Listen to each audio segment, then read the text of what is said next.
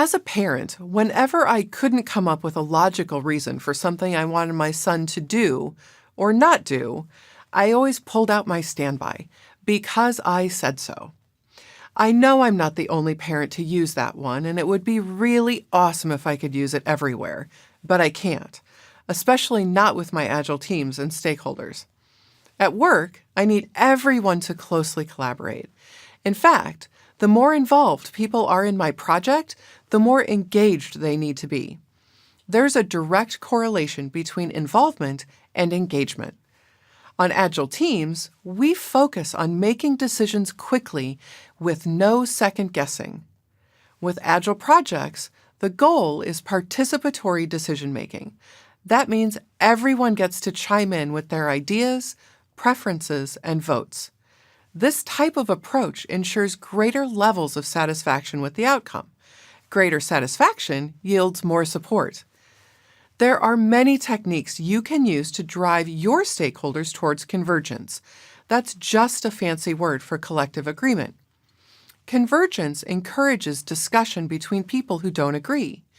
By discussing wide-ranging views, convergence occurs around a solution everyone can support. Also included in participatory decision-making is the idea of shared collaboration. What that means is that you don't want one or two strong individuals influencing all of your team's decisions. Agile decision-making requires that all voices be heard. Several techniques have been developed to make sure that happens. Let's look at a few.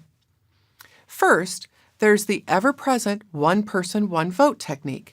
While it wins in terms of simplicity, it doesn't, by itself, foster the discussion needed to reach convergence. This type of vote can always end up in a stalemate or entrenched positions. An improved version of this is the thumbs up, down, sideways approach.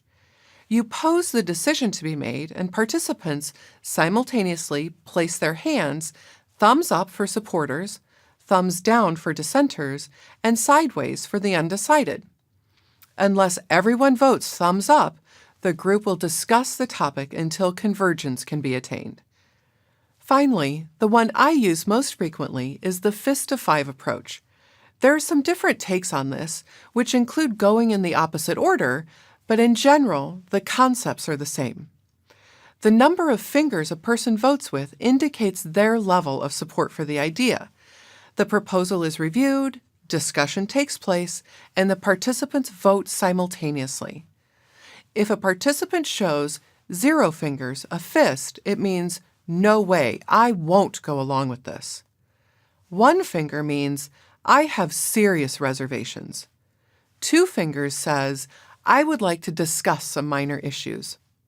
3 fingers indicate, I'm not convinced, but I'm comfortable enough to move forward without more conversation. 4 fingers mean, I think it's a good idea and I support it. Finally, 5 fingers indicate, I think it's a great idea and I'd be happy to take the lead when we move forward. After you take your initial vote, those that voted 0, 1, or 2 are expected to share their reasons and concerns.